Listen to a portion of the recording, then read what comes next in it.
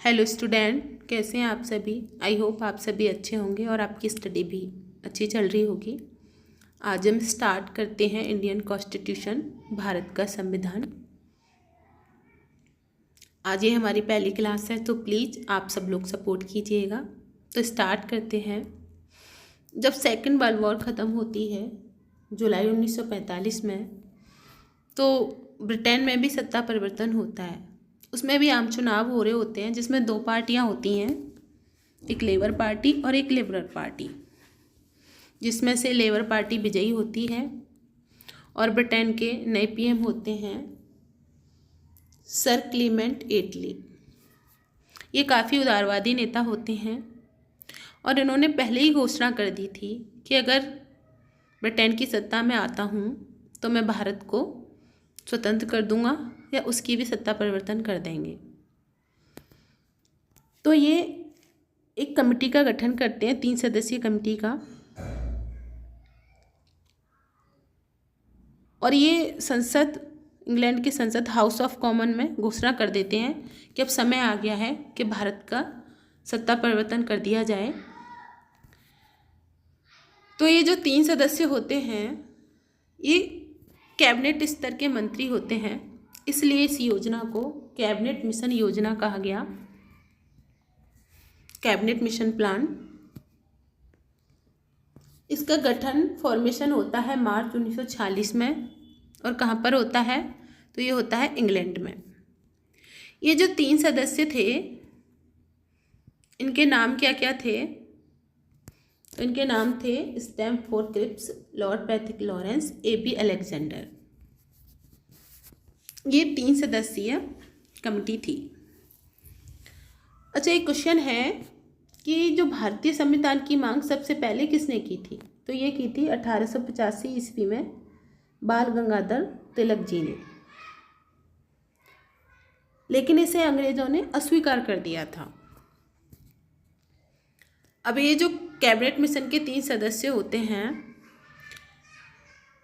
तो ये अनाउंसमेंट करते हैं कि संविधान सभा बनाने के लिए कितने सदस्य होने चाहिए। तो संविधान सभा में कुल सदस्य थे 389। जो 389 थे, इसमें से 296 मेंबर ब्रिटिश प्रांत के थे और 93 मेंबर देशी रियासतों के थे। जो ये 296 मेंबर थे, इसमें से 4 मेंबर थे ये चीफ कमिश्नरी क्षेत्रों से आए हुए थे, जबकि 93 देशी रियासतों से थे। नोट, जो ये अंतिम बार 5वीं बार जो बैठक हुई थी 1938 में, तभी नेहरू जी ने ये निर्णय कर लिया था कि हम एक संविधान सभा बनाएंगे। अब ये जो 389 सदस्य थे टोटल संविधान सभा बनाने के लिए, तभी भारत का विभाजन हो जाता है। तो इसमें से कुछ सदस्य पाकिस्तान चले जाते हैं, तो कितने बचते हैं, 299 ही रह जाते हैं। ये जो भारतीय संविधान में जो ये 389 सदस्य थे, प्रतिनिधि थे, तो ये कैसे आए थे, तो ये प्रांतों या देशी रियासतों को उनकी जनसंख्या के अनुपात में प्रतिनिधि चुने गए थे। तो 10 लाख पे एक प्रतिनिधि चुना गया था। और ये चुनाव कैसा हुआ था, तो ये अप्रत्यक्ष रूप से हुआ था। और कब हुआ था, जुलाई 1946 में। तो जो अपने प्रतिनिधि भेजे थे 11 प्रांतों से चुनकर आए थे, तो ये 10 लाख पर एक प्रतिनिधि था।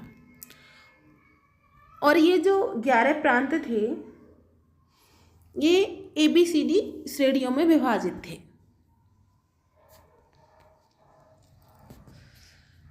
जो भारतीय संविधान में चुने जाने वाले सदस्य थे, तो ये वयस्क मताधिकार के आधार पर चुने हुए थे,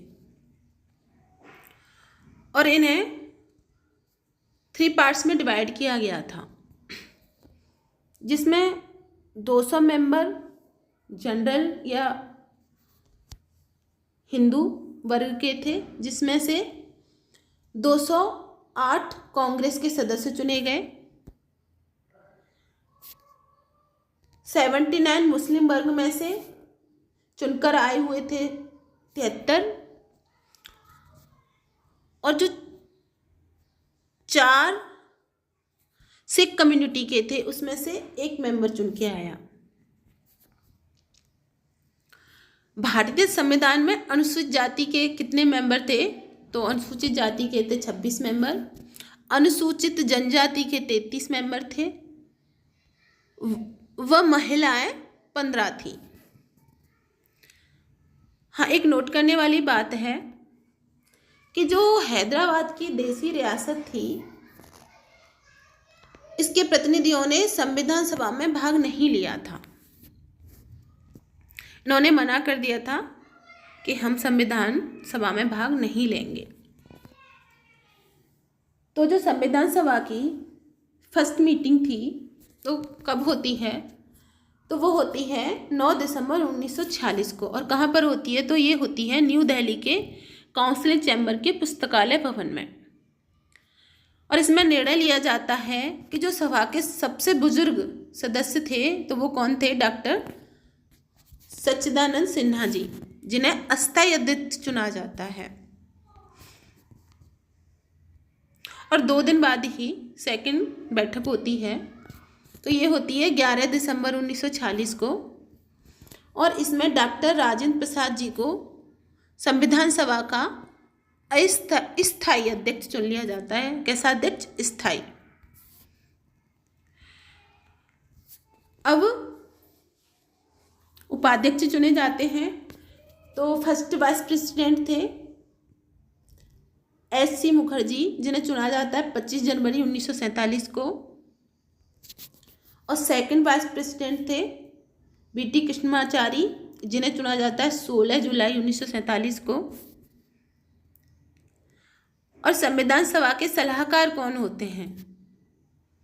तो ये होते हैं B.N. राव, बेनेगल नरसिम्हा राव जी।